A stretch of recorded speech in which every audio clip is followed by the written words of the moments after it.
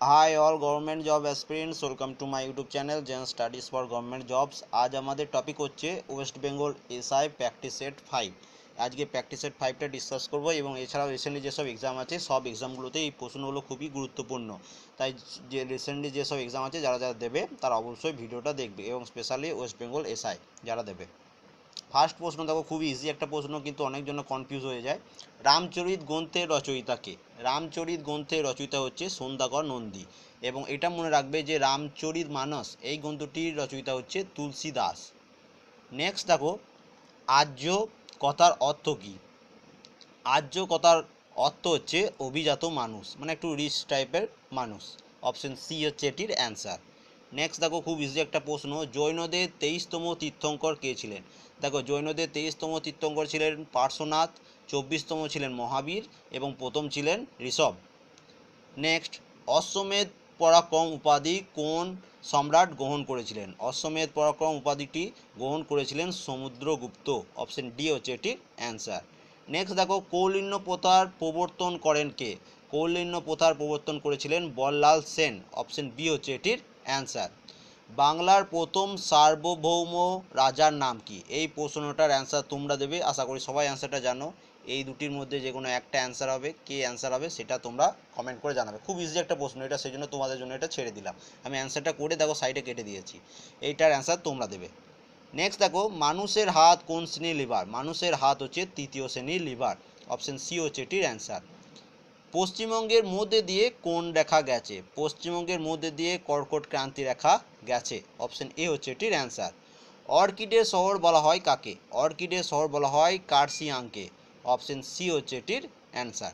Next দেখো, ম্যাসাঞ্জার বাঁধ কোন নদীর উপর গড়ে উঠেছে? এইখান থেকে একটা কোশ্চেন তোমার শিওর আসবে যে কোন নদীর উপর কোন বাঁধ গড়ে উঠেছে। যেমন ম্যাসাঞ্জার বাঁধ এটি গড়ে উঠেছে ময়ূরাক্ষী নদীর ওপর। মহানদীর ওপর হীরাকুন্ড বাঁধ গড়ে উঠেছে, এবং নর্মদা নদীর ওপর সর্দার সরোবর ড্যাম গড়ে উঠেছে। তোমরা এটা কমেন্ট করবে যে কৃষ্ণা নদীর ওপর কোন বাঁধ বা কোন ড্যাম গড়ে উঠেছে। ঠিক আছে, নেক্সট দেখো, কোচবিহার কোন মন্দিরের জন্য বিখ্যাত? কোচবিহার হচ্ছে মদনমোহন মন্দিরের জন্য খুবই বিখ্যাত। অপশন এ হচ্ছে এটির অ্যান্সার। ভারতের কোন শহরকে গ্লাসগো বলা হয়? খুব ইম্পর্ট্যান্ট একটা প্রশ্ন, যেহেতু এটা ওয়েস্ট বেঙ্গল রিলেটেড তাই এখান থেকে প্রশ্ন আসার 100% চান্স আছে। ভারতের হাওড়া শহরকে বলা হয় গ্লাসগো। তারপরে দেখো, নীলগিরি পর্বতের সর্বোচ্চ শৃঙ্গের নাম কি? নীলগিরি পর্বতের সর্বোচ্চ শৃঙ্গের নাম হচ্ছে দোদাবেতা। অপশন এ হচ্ছে এটির অ্যান্সার। সরি, এটার অ্যান্সার এখানে দিতে ভুলে গেছি, অপশন এ হবে এটির অ্যান্সার। নীলগিরি পর্বতের সর্বোচ্চ শৃঙ্গ হচ্ছে দোদাবেতা। তারপরে দেখো, পশ্চিমবঙ্গের সর্বোচ্চ পর্বতশৃঙ্গ কোনটি? পশ্চিমবঙ্গের সর্বোচ্চ পর্বতশৃঙ্গ হচ্ছে সান্দাকফু। অপশন বি হচ্ছে এটির অ্যান্সার। মানবদের স্বল্পতম অস্থির নাম কি, বা সবথেকে ছোট অস্থির নাম হচ্ছে স্টেপিস। তোমরা এটা কমেন্ট করে জানাবে যে মানবদের সবচেয়ে বড় অস্থির নাম কি। আশা করি সবাই অ্যান্সারটা জানো। তারপরে দেখো, কুড়ি থেকে ফুল ফোটা কী ধরনের চলন? এটি হচ্ছে একটি ন্যাস্টিক চলন। অপশন বি হচ্ছে এটির অ্যান্সার।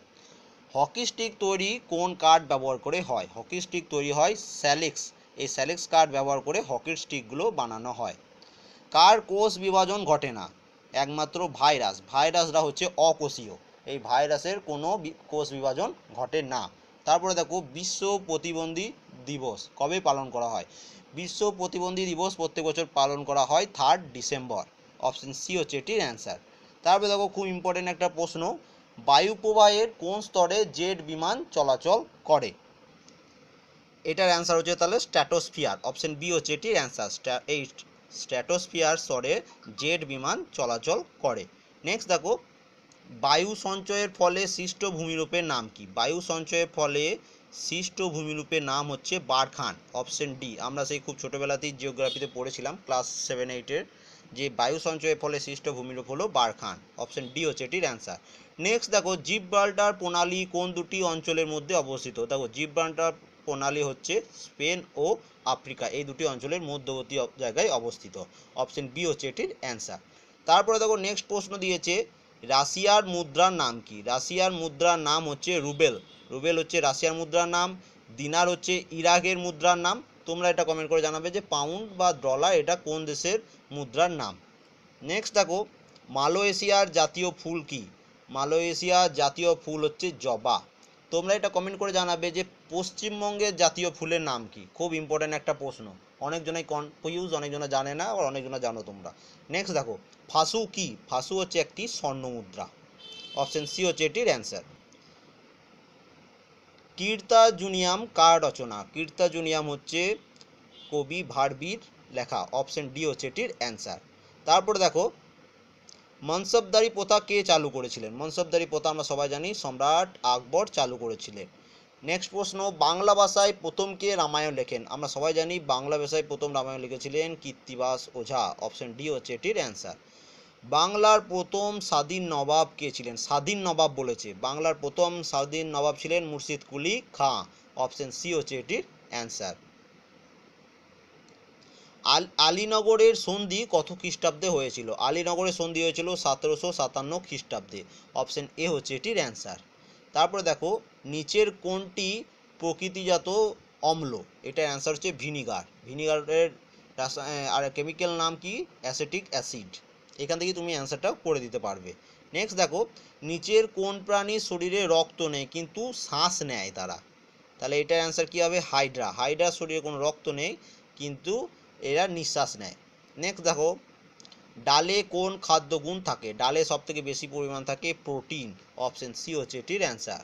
ওয়ার অ্যান্ড পিস কার লেখা? ওয়ার অ্যান্ড পিস এই বইটি লেখক হচ্ছেন লিও টলস্টয়। এবং আজকে দেখবে একটা বুকস অ্যান্ড অথরের ভিডিও আজকে আমি শেয়ারও করে দিয়েছি, যারা দেখুন সেই ভিডিওটা অবশ্যই দেখে নেবে।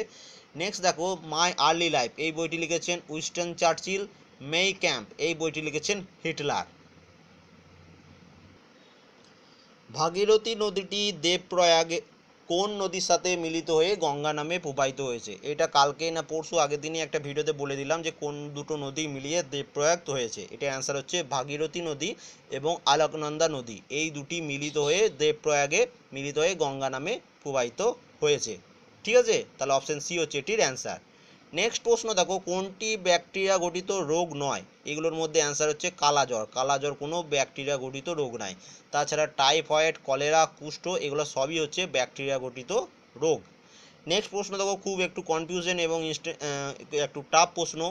কোন নৃত্যকলাটি হিন্দুস্তানি সঙ্গীত বা হিন্দুস্তানি মিউজিকের সঙ্গে পরিবেশন করা হয়? এটার অ্যান্সার হচ্ছে কথক। এই কথক ড্যান্স ফর্মটি হিন্দুস্তানি সঙ্গীতের সাথে পরিবেশন করা হয়। নেক্সট দেখো, বাংলাদেশে দ্বৈত শাসন ব্যবস্থা কার আমলে চালু হয়েছিল? মানে এটা বেঙ্গলে কথা বলা হয়েছে। ঠিক আছে, বেঙ্গলে দ্বৈত শাসন ব্যবস্থা চালু করা হয়েছিল বা চালু করেছিলেন লর্ড ক্লাইভ। অপশন এ হচ্ছে এটির অ্যান্সার।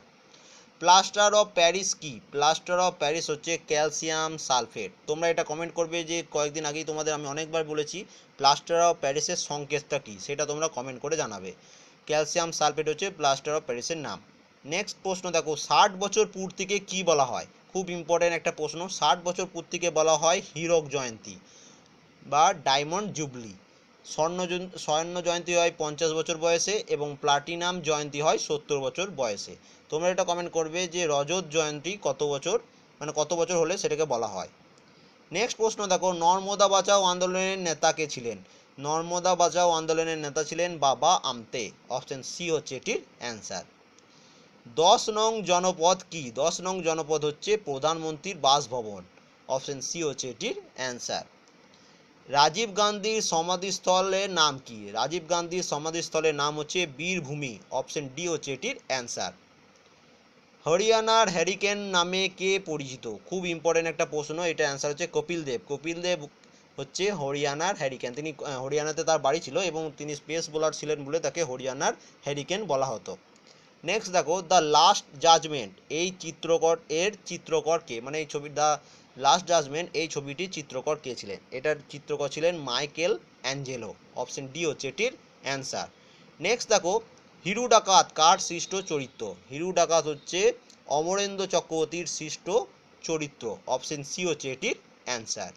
নেক্সট প্রশ্ন দেখো কি বলেছে, ডান্ডিয়া কোন স্থানের নৃত্য বা ডান্ডিয়া কোথাকার ড্যান্স ফর্ম? দেখো এখান থেকে তোমাদের বারবার বলছি ড্যান্স ফর্ম কোথাকার কোনটা ড্যান্স ফর্ম, এটা তোমাদের অনেকবার শেয়ারও করে দিয়েছি এবং এটা রিসেন্টলি এক্সামে আসবে। ডান্ডিয়া হচ্ছে গুজরাটের ড্যান্স ফর্ম। নেক্সট দেখো, গির অরণ্যে কোন প্রাণী পাওয়া যায়? গির অরণ্যে পাওয়া যায় সিংহ। এবং রজত বিপ্লব কিসের সঙ্গে যুক্ত? রজত বিপ্লব হচ্ছে ডিম উৎপাদনের সাথে যুক্ত। তাহলে এটা তো রজত বিপ্লব, এটা তোমার ধরে নাও ইয়ে থেকে কোশ্চেনটা আসছে, ইকোনমিক্স থেকে একটি কোশ্চেন এসছে এটাতে। তাহলে ইকোনমিক্স থেকেও কিছু অল্প অল্প আসবে, কনস্টিটিউশন থেকে অল্প অল্প কোশ্চেন আসবে, ড্যান্স ফর্ম থেকে অল্প অল্প কোশ্চেন আসবে, এবং খুব কঠিন প্রশ্ন হবে না, ইজি টাইপের বা মডারেট টাইপের কোশ্চেনটা হবে। ঠিক আছে, ঘাবড়ানোর কোনো কথা নেই। যদি ভিডিওটি ভালো লেগে থাকে অবশ্যই লাইক করবে, কমেন্ট করবে, শেয়ার করবে, এবং যারা আমার চ্যানেল নতুন, যদি ভিডিওটি ভালো লেগে থাকে তাহলে অবশ্যই সাবস্ক্রাইব করে নেবে, এবং যদি মনে হয় কোনো প্রশ্নের অ্যান্সার আমি ভুল বলেছি তাহলে অবশ্যই সেটা তোমরা কমেন্ট করবে। And thank you for watching.